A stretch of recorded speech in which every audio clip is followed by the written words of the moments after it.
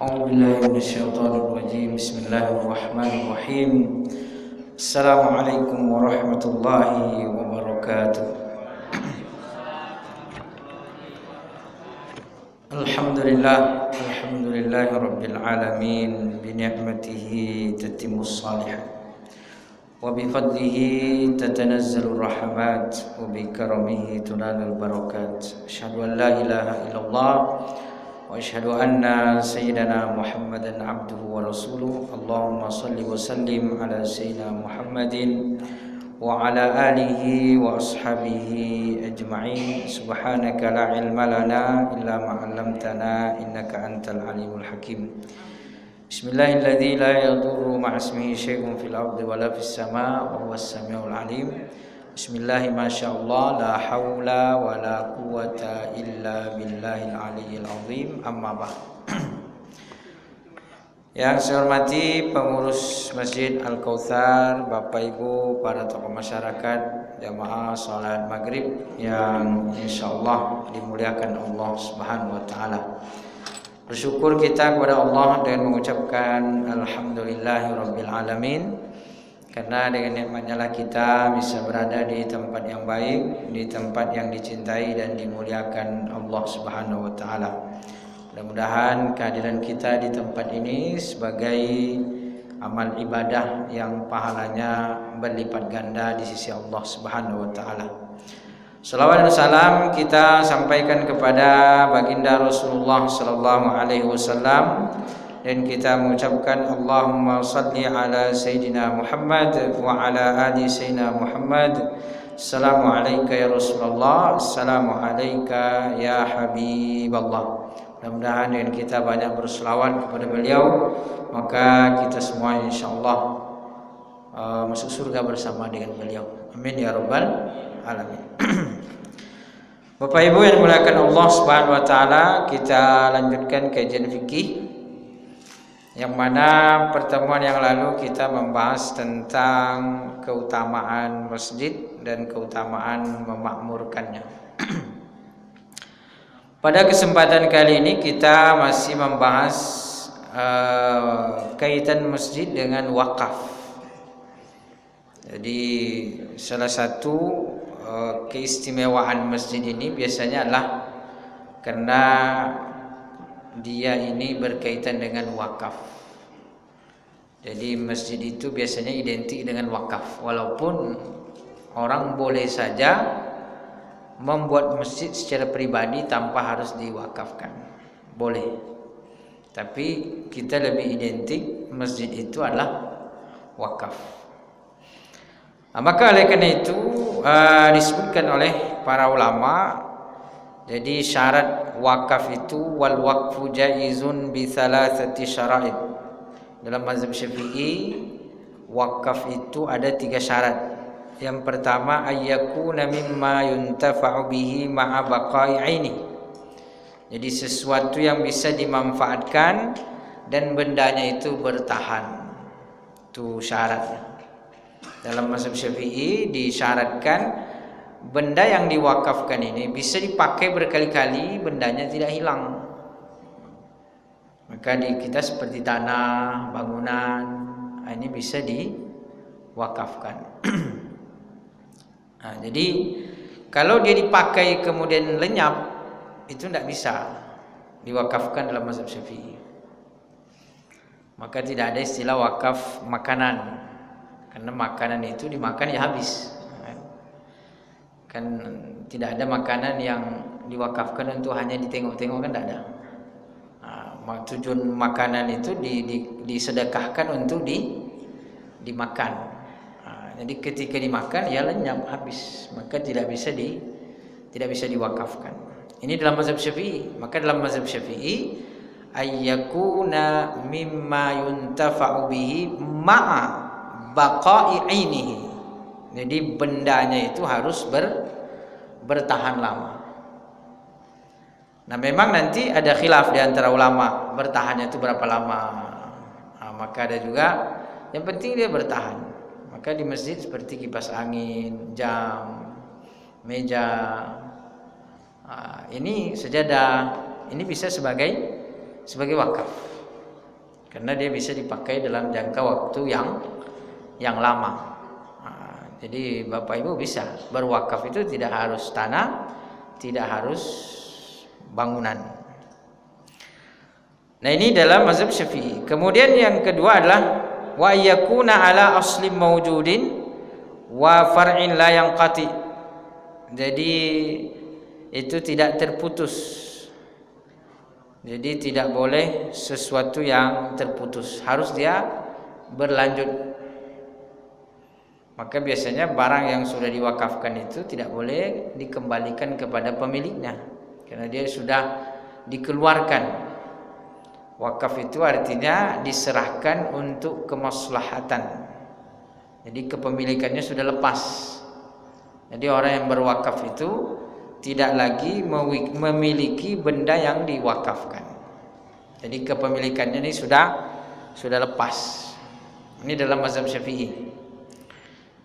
Walaupun nanti ada juga pendapat ulama lain mengatakan bahwa wakaf itu boleh sementara. Wakfun muaqqad, wakaf sementara. Ini rumah diwakafkan 5 tahun. Ini rumah diwakafkan misalnya 1 tahun untuk rumah Quran. Nah, itu ada pendapat mengatakan bahwa boleh wakaf sementara. Tujuannya untuk kebaikan. Nah, itu. Tapi kalau dalam mazhab Syafi'i, wakaf itu harus muabbad, selamanya. Nah, tapi kalau untuk masjid jangan sementara, selamanya lah. Wakaf tanah untuk masjid jangan hanya 10 tahun. Nanti takutnya 10 tahun masjidnya disegel, masjid ini dijual. Nah, itu repot juga, masjid ini dijual. Kenapa? Karena wakafnya sementara.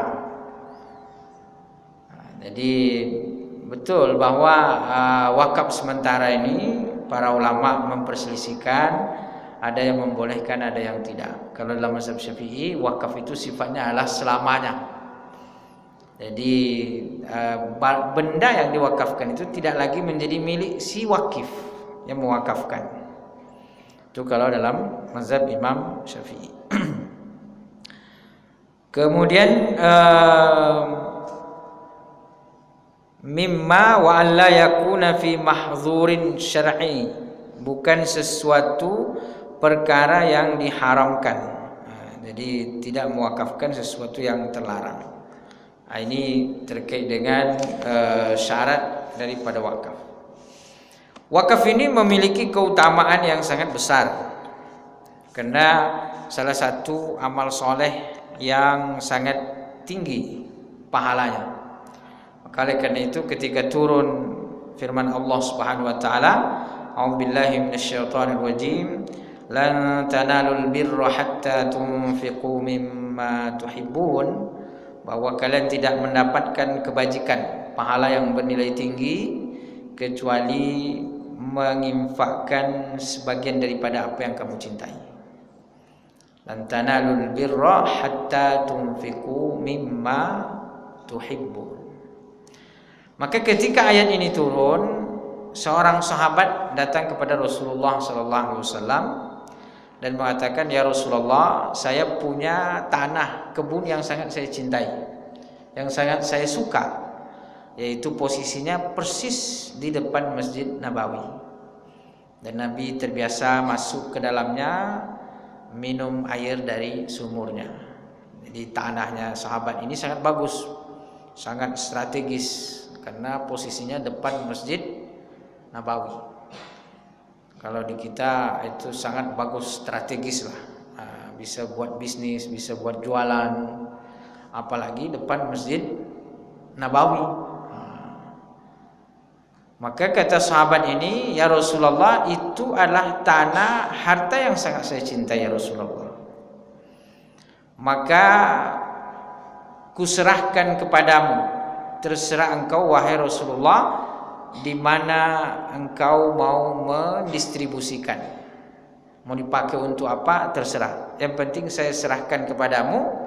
Wa inni arju birraha, saya berharap birnya ya Rasulullah. Yang saya harapkan itu adalah pahala yang bernilai tinggi. Kan lan tanalul birra, tidak mendapatkan pahala yang bernilai tinggi. Al-bir, bir.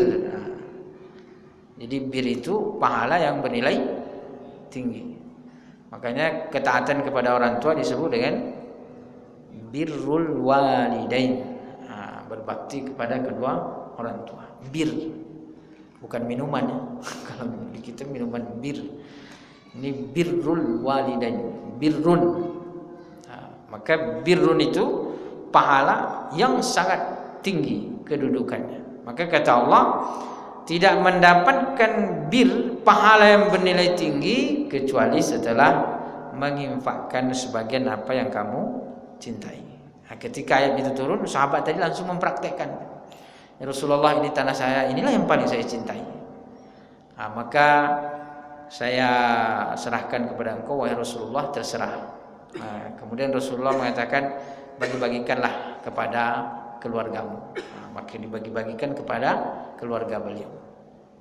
Itu fungsi dari keutamaan wakaf. Kemudian juga dalam sebuah hadis Nabi sallallahu alaihi wasallam disebutkan, idza mata ibnu Adam, idza matal insan, manusia kalau dia sudah mati, sudah meninggal, inqata'a anhu amaluhu illa min thalathah, maka berputuslah seluruh amalannya kecuali illa min thalathah, kecuali 3 hal.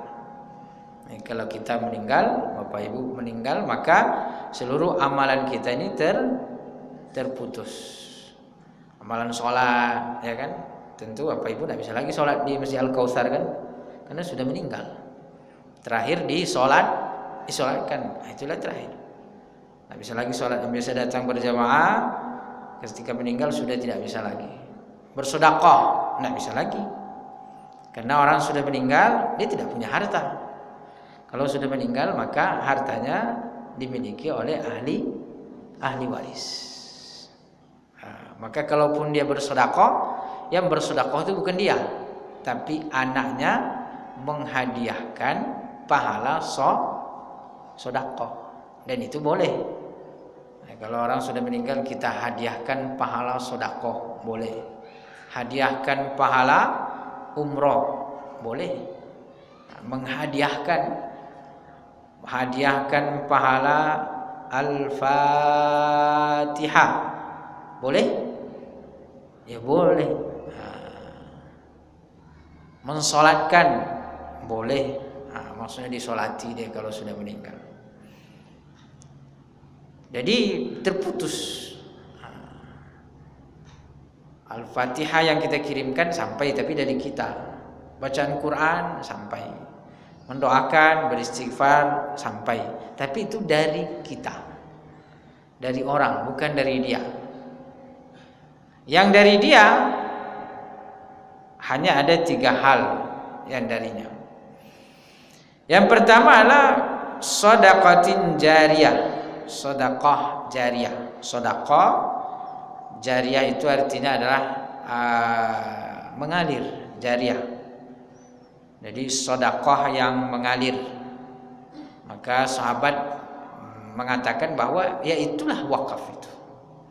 Sedekah jariyah itu adalah wakaf. Bapak Ibu membangun masjid ini, maka dipakai terus walaupun sudah meninggal, maka tetap mengalir pahalanya.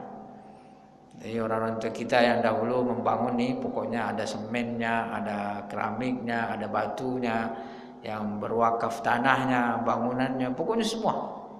Nah, itu yang sudah meninggal, maka pahalanya terus mengalir. Yang hidup juga.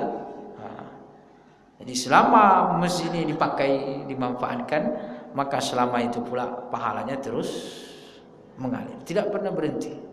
Nah, itulah yang disebut dengan shadaqatun jariyah, sedekah yang terus mengalir, tidak pernah terhenti, tidak pernah terputus. Nah, itulah hebatnya wakaf.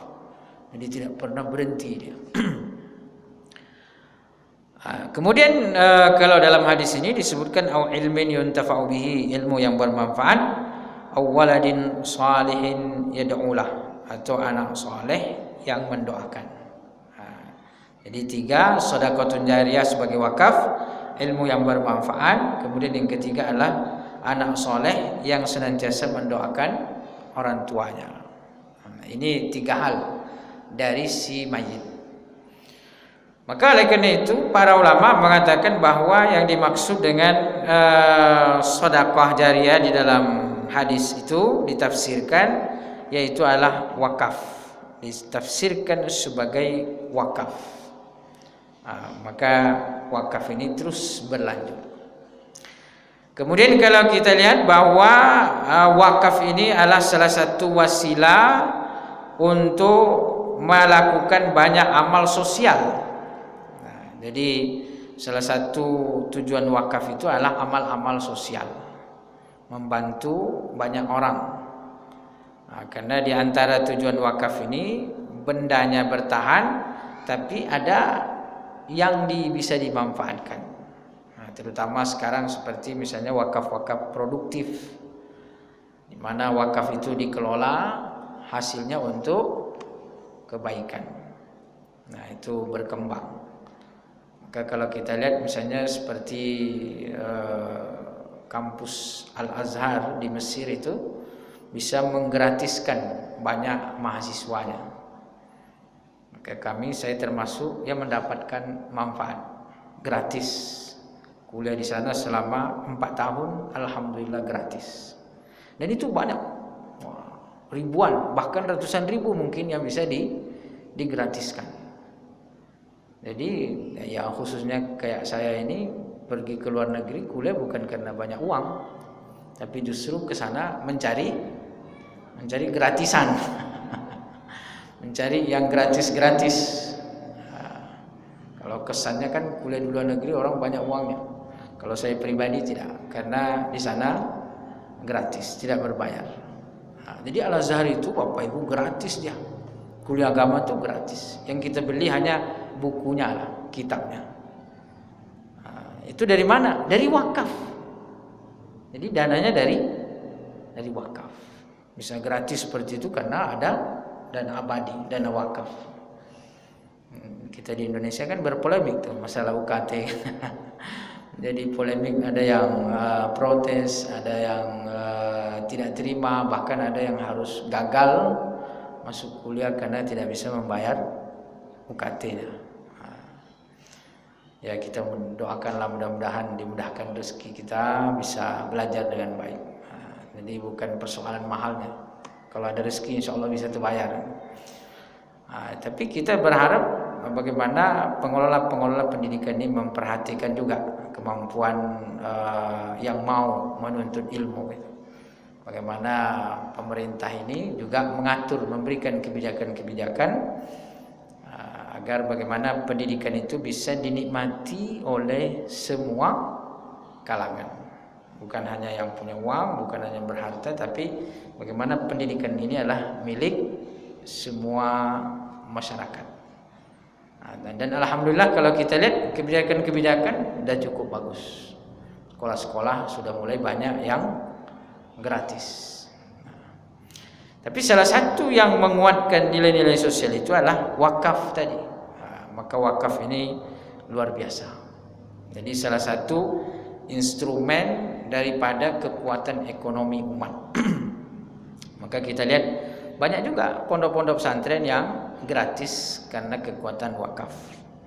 Seperti pondok pesantren YTWU, Yayasan Tabung Wakaf Umat, yang dibina oleh Ustadz Abdul Somad yang ada di Rumbai. Itu gratis juga. Padahal makannya enak, gedungnya mantap, fasilitasnya luar biasa. Bisa gratis. Tapi gratisnya itu syarat dan ketentuan berlaku. Jadi tidak semua ya kalau merasa kaya itu tidak berhak dapat gratisan.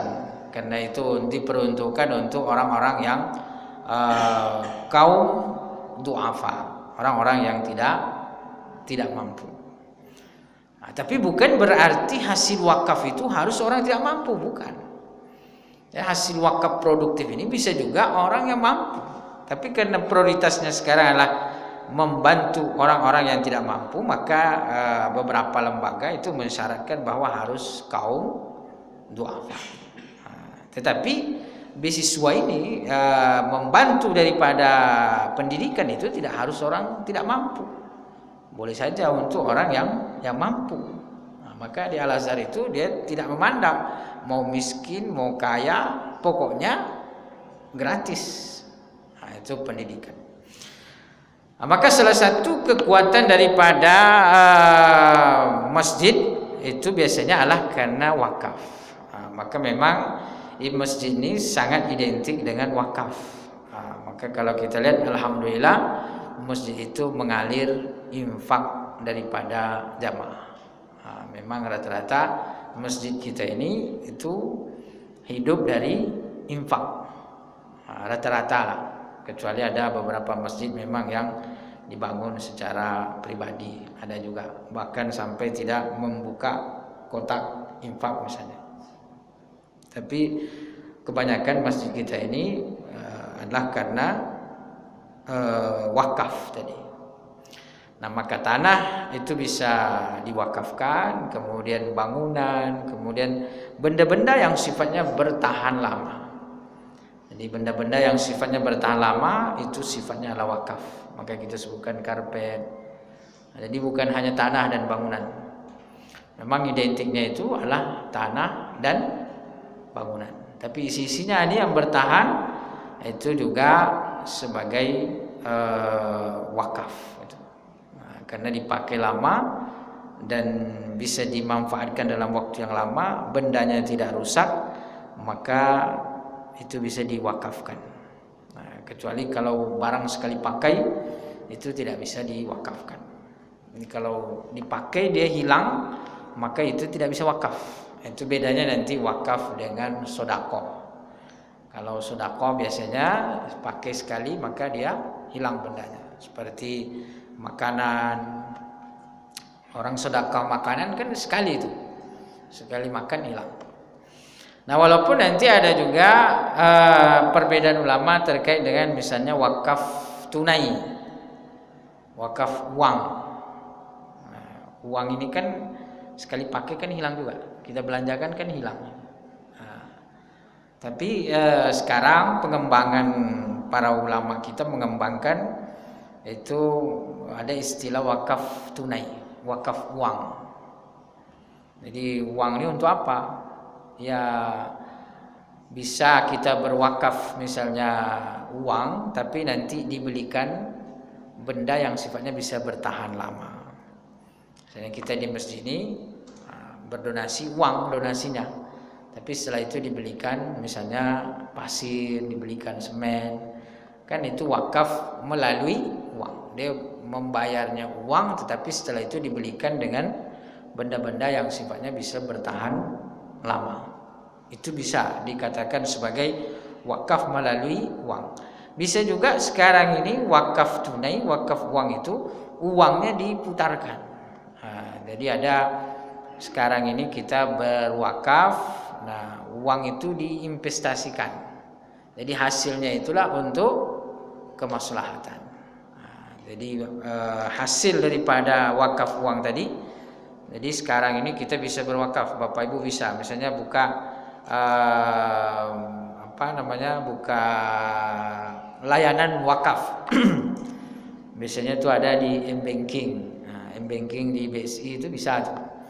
Jadi kita mau berwakaf 1.000 bisa, 2.000 bisa. Nah, uang itulah dikumpulkan, diinvestasikan, hasilnya untuk kemaslahatan umat. Nah, itu namanya wakaf tunai. Nah, ini tentu sudah mengelaborasi atau memakai pendapat-pendapat ulama yang mengatakan bahwa boleh wakaf tunai, boleh wakaf dinar, boleh wakaf emas. Karena kalau mengacu kepada sebagian ulama mengatakan bahwa wakaf itu harus bendanya bertahan. Nah, berarti wakaf uang termasuk yang tidak boleh, karena uang itu dipakai hilang dia. Nah, jadi intinya saat sekarang ini termasuk wakaf ini mengalami pengembangan dan itu menjadi salah satu kekuatan ekonomi di umat kita ini.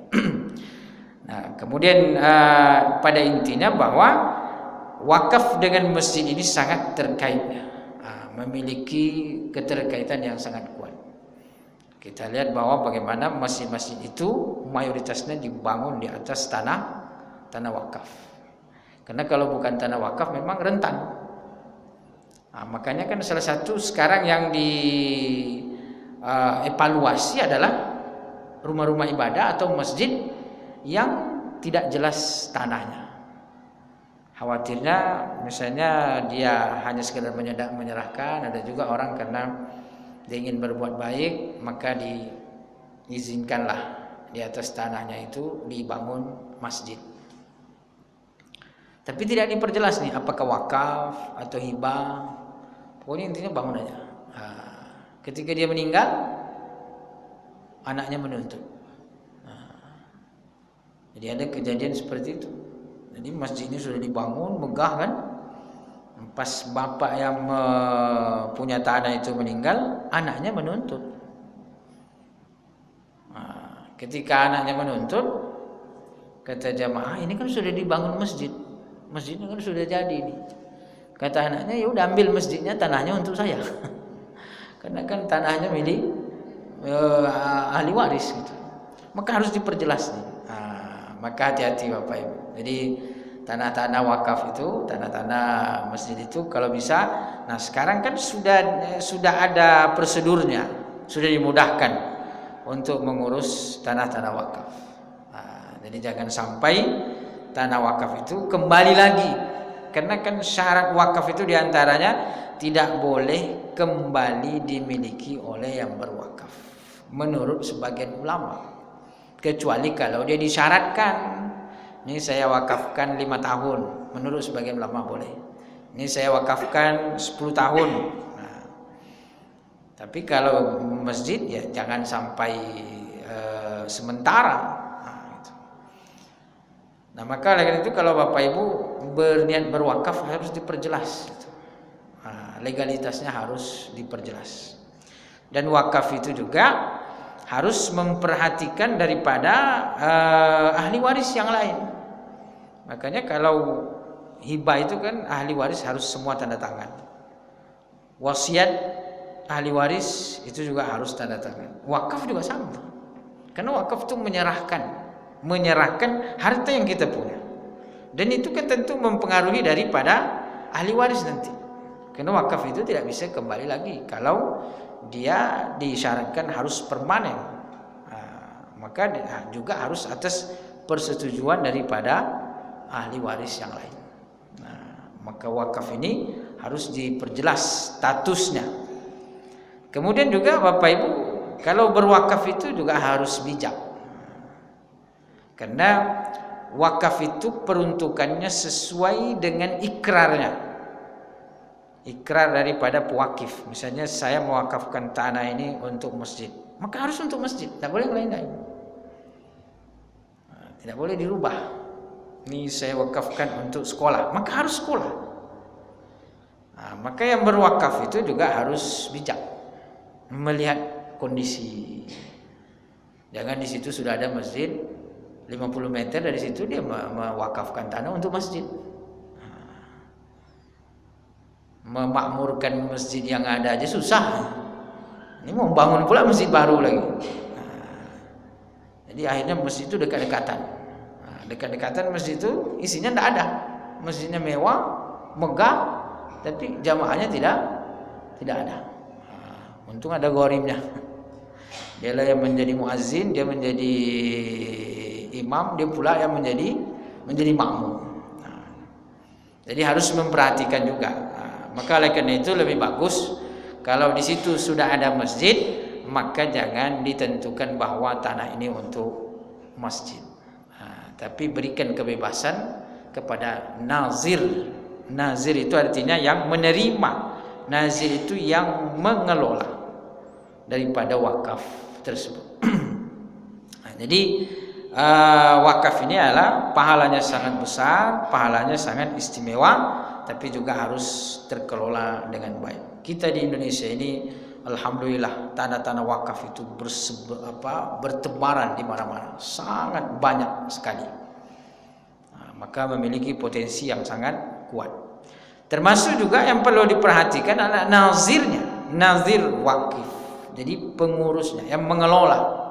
Kalau sekarang Badan Wakaf Indonesia itu sudah melaksanakan sertifikasi. Jadi pengelola-pengelola wakaf itu harus bersertifikat. Jadi harus orang yang berkompeten, harus orang yang paham, harus yang punya keahlian di situ. Jadi tidak boleh sembarangan lagi. Tidak boleh menerima wakaf untuk dinikmati sendiri. Karena ada pernah kejadian itu orang mewakafkan tanah cukup luas. Jadi dia menerima ini di kaplingnya. Di kaplingnya tanah wakaf itu. Habis itu dijadikan dia perumahan. Tentu kalau sudah di kapling jadi perumahan, siapa yang tinggal di situ nanti diwarisi dah. Itu bahaya. Maka yang nazir wakaf ini juga tidak sembarangan, karena dia itu mendapatkan amanah. Jadi barang wakaf itu adalah amanah. Maka pengurus masjid itu mengurusi benda-benda wakaf ini, benda wakaf yang ada di masjid. Karena yang ada di masjid ini itu mayoritasnya adalah benda wakaf, termasuk tanah-tanah ini gitu. Maka tanah-tanah yang Bapak Ibu parkir di atasnya itu tanah wakaf. Dan itu atas izin pengurus masjid. Kalau kita mendengarkan sebagian ulama itu agak ekstrim, bahwa tanah wakaf itu, benda wakaf itu tidak boleh dinikmati untuk personal pribadi. Maka ada yang mengatakan tidak boleh berkurban di masjid. Kenapa? Berkurban di masjid itu pakai air masjid, pakai tanah masjid, itu tidak boleh. Tapi kembali lagi kepada syarat atau ketentuan yang berlaku di masyarakat kita. Jadi kalau memang itu sudah menjadi kebiasaan, sudah hal-hal yang sifatnya bisa diizinkan atau ada kesepakatan bersama, ya boleh-boleh saja gitu. Nah, jadi kalau benda wakaf ini adalah intinya untuk kemaslahatan umat. Maka apa yang ada di masjid ini, yang di masjid ini jangan sampai dibawa ke rumah untuk dinikmati pribadi. Itu tidak boleh, karena itu adalah benda wakaf, kecuali dia mungkin sudah tidak layak pakai, daripada mubazir kan. Daripada mubazir, maka boleh untuk bahkan ada juga ulama yang ekstrim bahwa tidak apa-apa rusak, tidak boleh diapakan. Tapi sebagian ulama demi untuk maslahat, seperti misalnya masjid kalau sudah tidak layak pakai, maka masjid itu dirobohkan, direnovasi. Karena itu adalah untuk kemaslahatan. Jadi mengubah atau mengganti daripada wakaf tersebut. Jadi intinya tetap ada selalu perselisihan, perdebatan. Tetapi sebagian ulama mengacu kepada maslahat. Di mana ada maslahat, disitulah kita berjalan bersama dengan syariat. Jadi syariat selalu berbarengan dengan maslahat. Makanya ketika ada terjadi perdebatan, masjid ini direnovasi atau tidak, ini kan wakaf nih. Nanti yang menjadi pertimbangan kuat itu adalah maslahatnya. Kalau masjid itu udah bocor-bocor, udah tidak layak lagi, tidak nyaman lagi, ya itu udah maslahat, harus sengnya ya harus diganti. Kalau tidak diganti, apalagi yang punya seng yang lama, tidak mau saya, itu kan seng saya, kalau dicopot tidak berpahala lagi saya, biarkanlah bocor-bocor. Itu tidak betul itu. Jadi tetap adalah menjadi pertimbangan itu adalah maslahat. Jadi maslahat selalu menjadi pertimbangan untuk kebaikan bersama. Itu Bapak Ibu terkait dengan masjid dan kaitannya dengan wakaf. Jadi masjid dan wakaf itu sangat berkaitan kuat. Baik, itu barangkali ya bisa kita bahas dan kita kaji. Kalau ada tanya jawab atau diskusi, dipersilakan. Silakan Bu.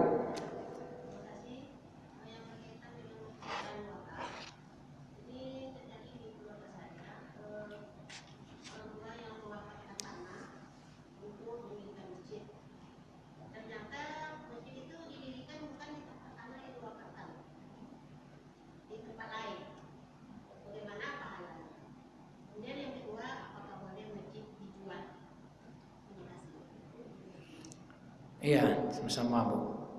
Terkait dengan tanah tadi, artinya em, tanah yang diwakafkan untuk pendirian masjid. Nah, itu kan kalau di dalam perwakafan itu kita harus menjalankan sesuai dengan titah pewakif.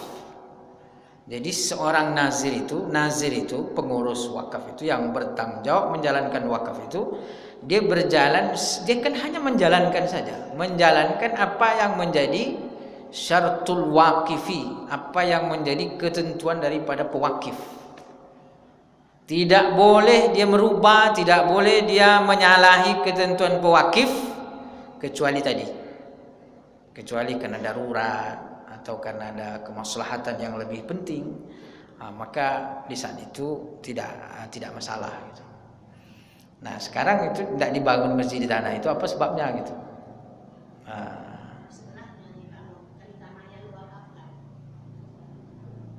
Jadi tanah yang dibangun masjid itu punya siapa tuh? Punya orang, wakaf juga.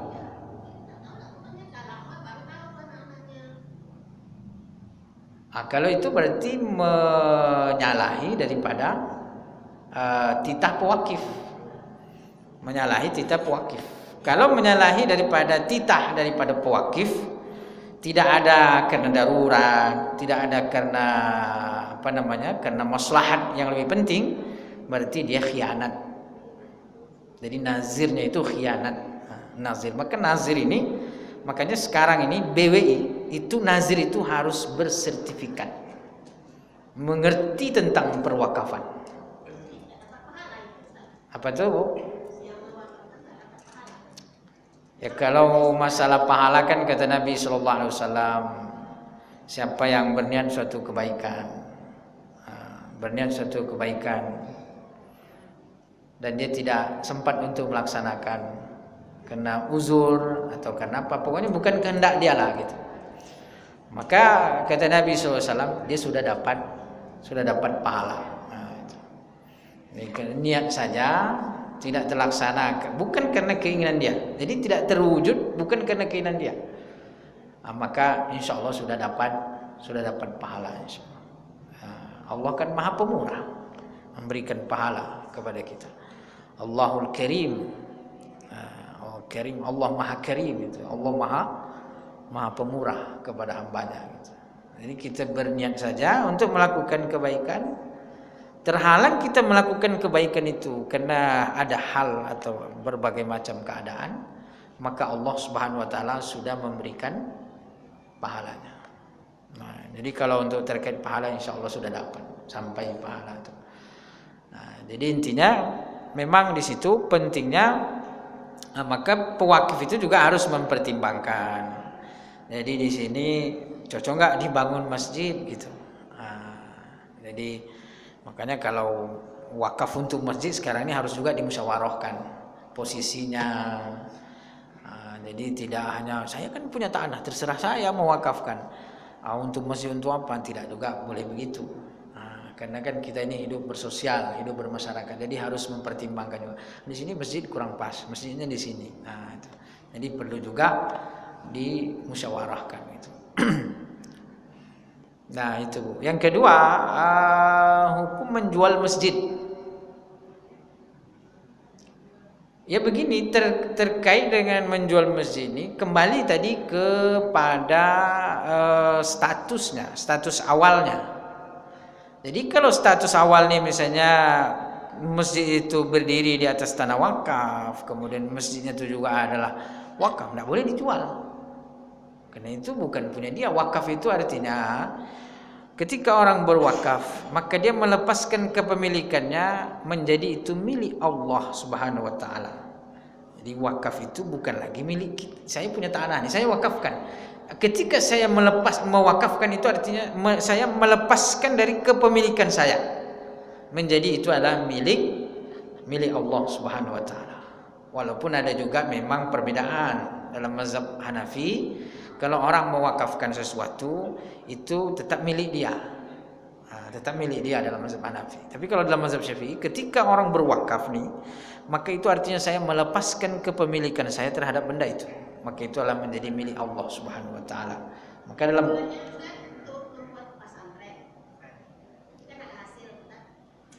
Ya terserah tujuannya untuk apa. Yang pasti kalau dia wakaf tadi itu masjid, maka tidak boleh diperjualbelikan. Kalau dia membangun, dia punya tanah sendiri, kemudian dia membangun masjid pribadi ini, tanahnya tidak diwakafkan dan dia tidak menghimpun donasi, dia bangun sendiri dengan uangnya, masjid pribadi lah, tanah pribadi, masjidnya pribadi gitu. Kemudian dia mau jual, ya boleh saja. Boleh, walaupun secara etika kurang gitu. Masa ya masjid dijual? Biasanya kan masjid itu kan untuk dari awal kan untuk kebaikan kan begitu. Karena masjid itu tempat bersujud. Tapi karena masjid itu milik dia, itu tanah dia, rumah dia sendiri, masjid dia sendiri, dia semua yang memiliki, dia membangun, ya itu milik pribadi, bebas, terserah dia gitu. Tapi secara etika kan kurang pas. Biasanya orang membangun masjid itu, membangun musola adalah tujuannya untuk kebaikan, walaupun belum diwakafkan. Begitu kira-kira. Walaupun nanti ada juga perbedaan ulama, kalau misalnya nih masjid nih wakaf nih, tapi di sini sudah tidak ada orang nih, sepi nih, tidak ada orang, tidak bermanfaat lagi. Orang pindah semua ke sana, sana jadi ramai, tapi di sana tidak ada masjid. Boleh nggak masjid ini dijual untuk dipindahkan ke sana? Itu terjadi khilaf di antara ulama. Ada yang mengatakan tetap tidak boleh, ada yang mengatakan boleh karena kemaslahatan tadi. Wallahu a'lam. Baik, itu yang dapat kita kaji dan kita bahas, mudah-mudahan memberikan manfaat. A'udzubillahi minasyaitonirrajim. Bismillahirrahmanirrahim. Alhamdulillahirabbil alamin wassalatu wassalamu ala Rasulillah wa ala alihi washabihi ajma'in. Allahumma ighfir lana dzunubana wa liwalidina warhamhum kama rabbawna shighara. Rabbana atina fid dunya hasanah wa fil akhirati hasanah wa qina adzabannar. Wassallallahu ala sayyidina Muhammadin nabiyyi wa ala alihi washabihi wasallam. Walhamdulillahirabbil alamin. Subhanakallahumma wa bihamdika nasyhadu an la ilaha illa anta nastaghfiruka wa natubu ilaik. Wassalamu alaikum warahmatullahi wabarakatuh.